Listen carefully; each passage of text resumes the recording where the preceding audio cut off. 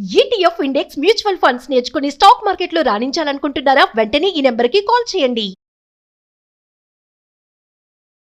నమస్తే, welcome to Suman TV. నేను జానకి. మళ్ళీ కూడా వారం రోజుల నుంచి మనం చూస్తుంటే గోల్డ్ రేట్ మళ్ళీ ఫ్లక్చువేషన్ అయితే మళ్ళీ కంటిన్యూ అవుతుంది. ఇదే నేపథ్యంలో మళ్ళీ కూడా ఈరోజు గోల్డ్ రేట్స్ పెరిగినట్టుగా కూడా తెలుస్తుంది. ఇవే రేట్స్ కొనసాగుతాయా, మళ్ళీ ఏమన్నా తగ్గుముఖం పడుతుందా అని తెలుసుకోవడానికి మనతో పాటు మార్కెట్ అనలిస్ట్ ప్రశాంత్ గారు ఉన్నారు. వారిని అడిగి మరిన్ని వివరాలు తెలుసుకుందాం.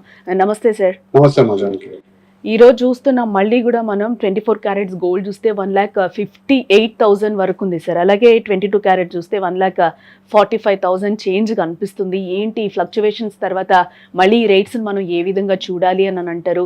అలాగే గోల్డ్ రేట్స్ కూడా ఇంకా మనకి పెరిగే ఛాన్సెస్ కనిపిస్తున్నాయా? ప్రశాంత్ గారు ఏమంటారు అసలు? డెఫినెట్ గా అండి, చాలా సార్లు మనం చెప్పుకున్నాము గోల్డ్ యొక్క వాల్యూ గురించి. సో నేను మళ్ళీ పదే దాని గురించి చెప్పాను, కానీ ఒక ఇంపార్టెంట్ విషయం చెప్తాను. ఏంటంటే గోల్డ్ అండ్ సిల్వర్ రెండు కూడా లాస్ట్ 18 months లో దాని పర్చేజ్ విధానం, దాని ఇన్వెస్ట్మెంట్ విధానం అనేది కంప్లీట్ గా మారిపోయింది. సో 18 months బిఫోర్ ఎలా ఉండేదంటే ఈక్విటీ మార్కెట్ అనేది డామినేటింగ్ గా ఉంది. 2022 2024 equity market which is share market. So అందులోనే ప్రముఖంగా అంటే ప్రధానంగా ఇన్వెస్టర్లు అందరూ కూడా భారతదేశం కాదు అంతర్జాతీయంగా ఈక్విటీ మార్కెట్ లో ఎక్కువ ఇన్వెస్ట్మెంట్ చేస్తారు. సో నేను చెప్పేది retail investors, foreign institutional investors వీళ్ళు. సో వీళ్ళు ఎందుకంటే ఎప్పుడు కూడా ఎక్కువ లాభం పొందాలి త్వరగతిన, అంటే వెరీ షార్ట్ టర్మ్ లో రావాలి అనేసి దీంట్లో ఇన్వెస్ట్ చేస్తారు. సో ఆ మార్కెట్ కాస్త ఈక్విటీని కాస్త గోల్డ్ సిల్వర్ లాస్ట్ 18 months లో బీట్ చేసింది. ఒక 2025 లో మనం చూసాము దాదాపుగా 75% రిటర్న్ గోల్డ్ ఇచ్చింది, 150% సిల్వర్ ఇచ్చింది. సో ఈక్విటీలోనే సాధ్యమవుతుంది ఇలా బంపర్ ఆఫర్స్, అదేమంటారు జాక్పాట్ రిటర్న్స్ అనేది. సో అంత పెద్ద రిటర్న్స్ అనేది రావడంతో ఒకసారిగా అందరి దృష్టి గోల్డ్ అండ్ సిల్వర్ వైపు పడింది. సో కాబట్టి వీటి యొక్క వాల్యూస్ ఎంత ఫాస్ట్ గా ఫ్లక్చుయేట్ అవుతున్నాయంటే, సో ఈక్విటీ మార్కెట్ లో ప్రధానంగా ప్రాఫిట్ బుకింగ్ జరిగినప్పుడు సిల్వర్ అయితే దాదాపు ₹1,00,000 వరకు ఒడిదొడుకులు ఎదుర్కొంది. అంటే 4,20,000-30,000 వరకు కిలో వెళ్ళిన సిల్వర్ ఒక కాస్త 2,60,000-50,000 వరకు కనిష్టంగా వచ్చి మళ్ళీ ఇప్పుడు ఈరోజు 280 or 3 lakhs లో ట్రేడ్ అవుతుంది. సో గోల్డ్ కూడా దాదాపుగా 170 వరకు వెళ్ళిన గోల్డ్ 145-50 వరకు వచ్చింది. సో బట్ ప్రధానంగా గోల్డ్ వరకు చూసుకుంటే గోల్డ్ కు ఒక డిమాండ్ ప్రైస్ ఉంటుంది. సో అప్రాక్సిమేట్ గా 140-150 కంటే అంత కిందికి వచ్చే పరిస్థితి లేదు. ఎందుకంటే ఆ ప్రైస్ వస్తే ఖచ్చితంగా మళ్ళీ ఇన్వెస్టర్స్ వచ్చి గోల్డ్ నే తీసుకుంటారు. ఎందుకంటే గోల్డ్ అనేది ఆల్టర్నేట్ కరెన్సీ, డాలర్ కి ప్రత్యామ్నాయ కరెన్సీ. అంతర్జాతీయంగా ఒడిదుడుకులు ఎన్ని ఉన్నా కూడా ఇన్ఫ్లేషన్ బీట్ చేస్తూ ప్రధానంగా ఒక సేఫ్టీగా అందరూ కూడా అన్ని దేశాలతో సహా ప్రభుత్వాలతో సహా ఇన్వెస్టర్లు ఇన్వెస్ట్ చేసే అంశం కాబట్టి గోల్డ్ ఎప్పుడు వాల్యూ తరగదని మనం ప్రతి వీడియోలో కూడా చెప్పాం. సో మీరు ఒక లాంగ్ టర్మ్ పర్స్పెక్టివ్ లో గోల్డ్ మీద ఇన్వెస్ట్ చేస్తే మీరు ఎప్పుడు డిసప్పాయింట్ కారు. అంటే మీకు లాస్ట్ ఇయర్ వచ్చినట్టు 75% వస్తుందా అని నేను చెప్పలేను, కానీ ప్రధానంగా చూసుకుంటే 140తో మొదలైందండి gold January 1st 2026. So market లో అంచనాలు చాలా మంది వేశారు, బట్ నేను స్పెక్యులేట్ చేయని నంబరు.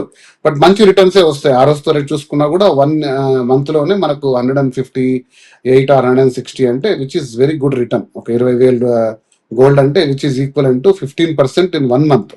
సో ఒక 15% పర్ యానం మంచి రిటర్న్ అనుకుంటే మనం సేఫ్ ఇన్వెస్ట్మెంట్స్ లో, అంటే ఎఫ్డీస్ కానీ మ్యూచువల్ ఫండ్స్ కానీ చిట్ ఫండ్స్ కానీ చూసుకుంటే 1 month లోనే అంత రిటర్న్ ఇచ్చింది, ఇంకా పెరిగే అవకాశం ఉంది. కాబట్టి గోల్డ్ ఎప్పుడు కూడా సురక్షితమైన పెట్టుబడి. మీరు అందరు కూడా ఎగ్జిక్యూట్ కాషన్. మీరు ఖచ్చితంగా వాటిని లాంగ్ టర్మ్ పర్స్పెక్టివ్ లో తీసుకోండి. మీ దగ్గర ఉన్న ఇంట్లో నగలన్నీ తాకట్టు పెట్టి క్రెడిట్ కార్డులు స్వైప్ చేసి అప్పులు తీసుకొచ్చి ఏదో ఒక 1 month లో 2 months లో జాక్పాట్ కొట్టాలి అని చాలా మంది, నేను విన్నాను కాబట్టి చెప్తున్నాను, నేను ఏదో ఊహించి చెప్పట్లేదు, చాలా మంది డిసప్పాయింట్ అయ్యారు. సో ఇప్పుడు అమ్మచ్చా, ఇంకా పెట్టుకోవచ్చా, ఇలాంటి ప్రశ్నలు చాలా మంది, నాకు తెలిసి చాలా నాలెడ్జబుల్ పీపుల్, పెద్ద పొజిషన్స్ లో ఉన్న వాళ్ళు కూడా వీటిపై ఇన్వెస్ట్మెంట్ చేశారు. అది కూడా చాలా పెద్ద రూపంలో చేశారు. సో కాబట్టి వాటి గురించి మీరు ఎగ్జిక్యూట్ కాషన్. దయచేసి లాంగ్ టర్మ్ గా పెట్టండి. దీన్ని ఇన్వెస్ట్మెంట్ అసెట్ కంటే కూడా ఇన్సూరెన్స్ అసెట్ గా, మీకు ఒక సేఫ్టీ నెట్ గా దీన్ని వాడుకోండి. మీకుండే గ్రోత్ అసెట్స్ లో పాటు దీన్ని ఒక భాగంగా చేర్చండి.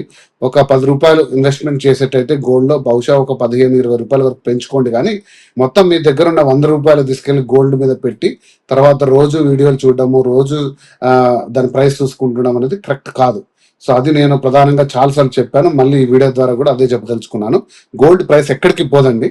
మీరు లాంగ్ టర్మ్ పర్స్పెక్టివ్ లో 2 years 3 years చూడండి, మీకు మంచి రిటర్న్స్ ఇస్తుంది గోల్డ్. అదే కానీ ఈ షార్ట్ టర్మ్ ఫ్లక్చుయేషన్స్ లో కొద్దిగా అటు ఇటు జంప్ అవుతుండొచ్చు, కానీ గోల్డ్ అయితే అది చాలా మంది చెప్పినట్టు 60,000 పడిపోతుంది, 80,000 పడిపోయేది ఆ సీన్ గోల్డ్ కి అయితే ఉండదండి. దానికి చాలా పెద్ద జనాలు కూడా సార్ అంటే ప్రశాంత్ గారు ఇప్పుడు జనాలు కూడా అదే చూస్తున్నారు. ఏవో కొన్ని రీల్స్ చూసో లేకపోతే సోషల్ మీడియా అవేర్నెస్ కూడా ఈరోజు ఏ విధంగా ఉందో కూడా మనం చూస్తానో అది ఎవరు చెప్పారు ఏంటి అనేది నమ్మకుండా కూడా జనాలు కూడా ఒక అయోమయంలో ఉన్నారు. 70,000కి వస్తుందేమో 80,000కి వస్తుందేమో అప్పుడు కొనుక్కుందాంలే ఇప్పుడు రేట్ ఎవరు పట్టించుకుంటారని. బట్ ఈ ఫ్లక్చువేషన్స్ మనం చూస్తుంటే చాలా దారుణంగా కనిపిస్తున్నాయి మనకి. అంటే ఈ రోజు ఉన్న రేట్ రేపటికి ఉండట్లేదు. అదే మార్కెట్ క్లోజ్ అయ్యడానికి యాజ్ ఇట్ ఈస్ ఆ డేలో కూడా మనకి కనిపించని సిచ్యువేషన్ కనిపిస్తుంది. అలాంటి వాళ్ళకైతే మీరు చాలా క్లియర్ గా చెప్పాలి. ఎందుకంటే పెళ్లిళ్ళ సీజన్ కూడా ఆల్రెడీ స్టార్ట్ అయింది కాబట్టి వాళ్ళు ఏ విధంగా ఇప్పుడు పర్చేస్ చేసుకుంటే బెటర్ అని అంటారు. అంటే ఇప్పుడున్న సిచ్యువేషన్ లో రోజు కూడా మనం రేట్స్ అయితే చూస్తున్నాం సార్, ఎంతో కొంత అయితే పెరిగిపోతూనే ఉన్నాయి రేట్స్ అయితే. మళ్ళీ డౌన్ అవుతాయి అని వెయిట్ చేసే వాళ్ళకి ఏం చెప్తారు?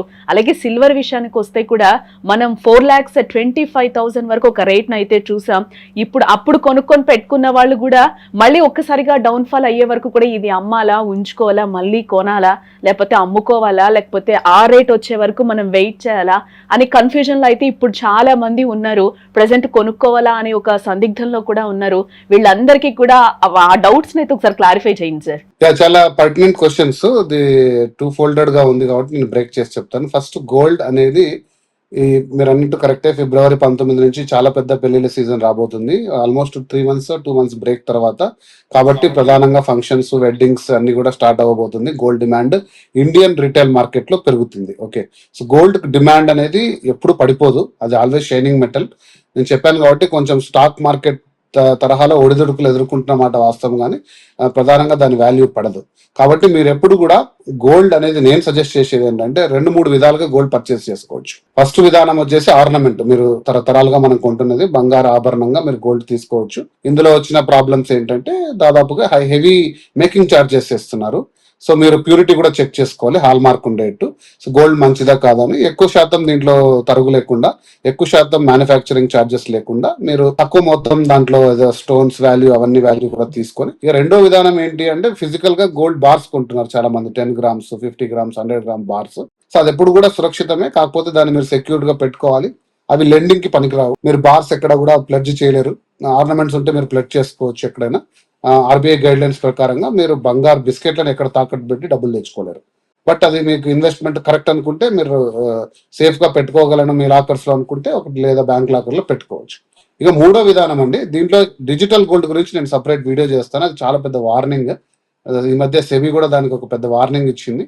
దానికి చాలా కేర్ఫుల్. ఎందుకంటే మీరు చెప్పారు ఇందాక, గోల్డ్ ప్రధానంగా కొనడానికి కారణం ఏంటంటే డిజిటల్ గోల్డ్ రావడం అండి. ఈరోజు మీరు ఫోన్ పే, పేటిఎం, గూగుల్ పేలో వెళ్తే 10 రూపాయల నుంచి స్టార్ట్ చేయొచ్చు గోల్డ్ కొనడం. ఓకే, సో ఎంత అయితే అంత తీసుకొని దాని వాల్యూని మళ్ళీ అమ్ముకోవచ్చు. అది చాలా చాలా రిస్కీ అనేది సెబీ ఇచ్చింది. నేను సపరేట్ వీడియో చేస్తాను మీ ద్వారా. అయితే ఇంకోటి ఈటీఎఫ్ అంటే ఎక్స్చేంజ్ ట్రేడెడ్ ఫండ్స్ వచ్చేసి స్టాక్ మార్కెట్ లో కమాడిటీస్ మీద ఈటీఎఫ్స్ ఉంటాయి. కమాడిటీ సిఎంఎక్స్ కాదు, ఇది సెబీలో బిఎస్సిలో లిస్టెడ్ అయిన స్టాక్స్.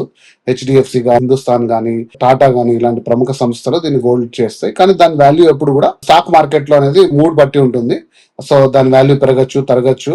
బట్ ప్రధానంగా మెయిన్ గోల్డ్ వాల్యూకి కొంచెం దగ్గరలో ర్యాలీ అవుతుంటది ఇది. కాబట్టి ఇందులో కూడా మీరు ఇన్వెస్ట్మెంట్ చేసి ఎప్పుడు కావాలంటే అప్పుడు అమ్ముకోవచ్చు, తీసుకోవచ్చు. బట్ దాన్ని జాగ్రత్తగా పరిశీలించాలి.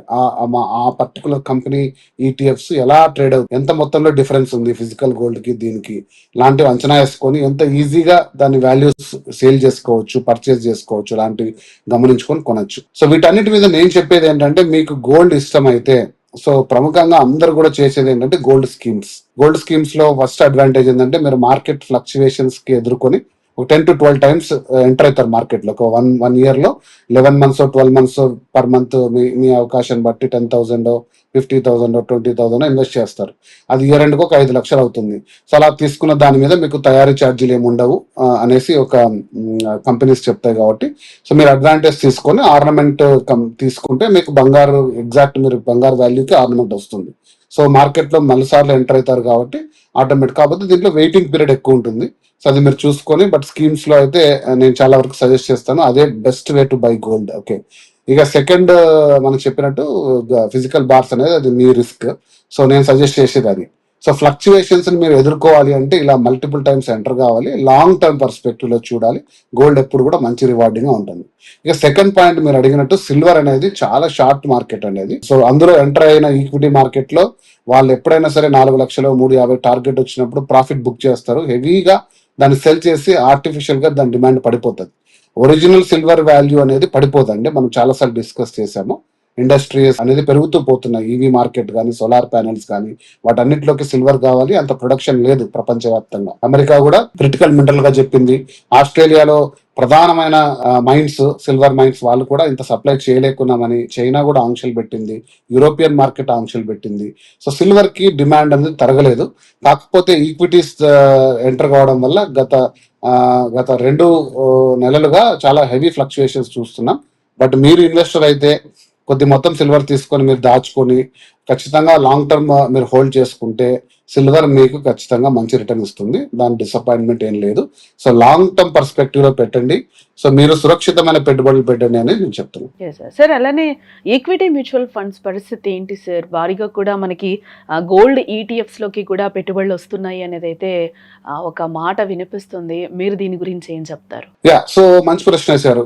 ఈక్విటీ మార్కెట్ గురించి మనం చెప్పాల్సిన పని లేదు. ప్రపంచవ్యాప్తంగా ఏ బిజినెస్ ఛానల్ పెట్టుకున్నా, ఏ పేపర్ తీసుకున్నా వాటి గురించి కంప్లీట్ అనాలిసిస్ ఉంటుంది. సో నేను దాని వైపు వెళ్ళాను. కాకపోతే ఒక పాయింట్ చెప్తానండి. 2020 to 2024 వరకు ప్రధానంగా ఇన్వెస్టర్లు అందరూ కూడా భారతదేశం కాదు, ప్రపంచవ్యాప్తంగా కూడా స్టాక్ మార్కెట్ లోనే చేశారు. ప్రధానమైన తమ ఇన్వెస్ట్మెంట్స్ అందరూ కూడా అది డైరెక్ట్ స్టాక్స్ పర్చేజ్ చేయడం కానీ, లేదా మ్యూచువల్ ఫండ్స్ ద్వారా. మ్యూచువల్ ఫండ్స్ అంటే కామన్ అసెట్స్ అండి. ఒక కంపెనీ వచ్చేసి మీ తరపున షేర్లు కొని వాటిని దాచిపెట్టి దాని వాల్యూ మీకు కొద్ది మొత్తం బ్రోకరేజ్ తీసుకొని ఇస్తుంది. సో మ్యూచువల్ ఫండ్స్ అర్థం కాని వాళ్ళకు చాలా ఈజీ సబ్జెక్ట్ అది. షేర్ మార్కెట్ అర్థం కాని వాళ్ళకు. బట్ దీంట్లో రిటర్న్స్ కొంచెం తక్కువ ఉంటాయి స్టాక్ మార్కెట్ తో పోలిస్తే, బట్ కొంచెం సెక్యూర్డ్ గా ఉంటుంది. బట్ 2020 to 2024 లో ఈ మార్కెట్ అనేది చాలా ఫ్లై అయింది. బట్ 25-26 అమెరికాలో ఉన్న రిసెషన్ కారణంగా ప్రపంచ స్థాయి ఆర్థిక మరియు తర్వాత యుద్ధ వాతావరణ దృష్ట్యా ఈ ఈక్విటీ మార్కెట్ మీద కాన్ఫిడెన్స్ తరుగుతూ వచ్చింది. సో అందులో అంత పెద్దగా రిటర్న్స్ రావట్లేదు. పెద్ద షాకింగ్ గా స్టాక్ ట్రేడ్ అవ్వడం కూడా జరిగింది. సో ఇందులో ఉన్న చాలా మంది రిటైల్ కానీ, ఇన్స్టిట్యూషనల్ ఇన్వెస్టర్స్ కూడా ప్రధానంగా కమాడిటీ ట్రేడింగ్ వైపు వచ్చారు. ఎందుకంటే 2025లో చూశారు పెద్ద జంప్ వచ్చింది గోల్డ్ కి, సిల్వర్ కి. అంత పెద్ద రిటర్న్ ఇస్తున్న మార్కెట్ లో మరి ఇన్స్టిట్యూషనల్ ఇన్వెస్టర్స్ ఉండకుండా ఎందుకుంటారు? సో వాళ్ళందరూ కూడా నా అంచనా ఏంటి అంటే కొన్ని అనాలిసిస్ లో చదివి అర్థం చేసుకునే విధంగా ఒక 10 to 15% పీపుల్ కంప్లీట్ గా షిఫ్ట్ అయ్యారు స్టాక్ మార్కెట్ నుంచి కమాడిటీ వైపు. వాళ్ళకి ఆ సెంటిమెంట్స్ పోయి 25లో, ఇప్పుడు 26లో కూడా ఇన్ని ఫ్లక్చుయేషన్స్ రావడానికి కారణం ఏంటంటే చాలా మంది కూడా ఇటువైపు షిఫ్ట్ అయ్యారు. సో ఈటీఎఫ్స్ లోకి ఇన్వెస్ట్ చేయడం స్టార్ట్ చేశారు. సో ఈటీఎఫ్స్ లోకి ఇన్వెస్ట్ చేయడం స్టార్ట్ చేసినప్పుడు కొంత మొత్తం ఈ మ్యూచువల్ ఫండ్స్ లో మెయింటైన్ చేసే అసెట్స్ లో సో ఈటీఎఫ్ ని కన్సిడర్ చేయరు వాళ్ళు. దాంట్లో కొన్ని ఫార్ములాస్ ఉంటాయి. సో వాళ్ళు కొద్ది మొత్తం మిడ్ క్యాప్ లో, లార్జ్ క్యాప్ లో, కొన్ని రిస్కీలో, కొన్ని బాండ్స్ లో పెట్టుకుంటారు వాళ్ళు వచ్చే ఫండ్స్ ని అలొకేషన్స్ లో. సో ఈటీఎఫ్ వైపు షిఫ్ట్ కావడం వల్ల వాటి రిటర్న్స్ కొంచెం కూడా తగ్గుతూ, వాటి మీద కొంచెం కాన్ఫిడెన్స్ తగ్గిన మాట వాస్తవం. కానీ బట్ ఎవరైతే వైజ్ ఇన్వెస్టర్ ఉంటారో వాళ్ళ అసెట్స్ ని, వాళ్ళ ఇన్వెస్ట్మెంట్స్ ని బ్యాలెన్స్ చేసుకుంటారో, అంటే స్టాక్ మార్కెట్ లో కొద్దిగా, ఈటీఎఫ్స్ కొద్దిగా, ఓకే మ్యూచువల్ ఫండ్స్, తర్వాత ఇతర సరే చిట్ మార్కెట్, ఎఫ్డీస్, బాండ్స్, స్థిరాస్తులు అంటే రియల్ ఎస్టేట్ లో, అంటే దాన్ని డైవర్సిఫై చేసుకొని ఎవరైతే ఇన్వెస్ట్ చేసుకుంటారో మార్కెట్ లో ఏ టైంలో ఎక్కడ ఎంటర్ అయ్యి ఎక్కడ తీసుకుంటారని ఫైనాన్షియల్ అనలిస్టులతో, మార్కెట్ అనలిస్టులతో కూర్చొని చర్చించి చేసుకుంటారు. వాళ్ళు ఎప్పుడు కూడా హైయెస్ట్ రిటర్న్స్ తీసుకుంటారు. అన్నిటినీ ఏదో వీడియోలు చూసి, థంబ్నెయిల్స్ చూసి, డిజిటల్ స్పేస్ లో వచ్చే న్యూస్ చూసి ప్రతి దాంట్లో ఆవేశపడి మనం ఇన్వెస్ట్ చేసి చేతులు కాల్చుకోవడం కంటే కొద్దిగా ఆలోచనతో చేసే విధానం అండి ఇదంతా. కొంచెం లాంగ్ టర్మ్ పెట్టుకుంటే బెటర్ అంటారు. 100%. సార్ ఇవన్నీ ఇప్పుడు గోల్డ్, సిల్వర్ లో కూడా మనం ఫ్లక్చువేషన్స్ చూస్తున్నాం. ఇదే నేపథ్యంలో స్టాక్ మార్కెట్స్ సిచ్యువేషన్ ఏ విధంగా ఉందంటారు? మళ్ళీ కొంచెం మార్కెట్స్ ఏమైనా పుంజుకున్నట్లు కనిపిస్తున్నాయా?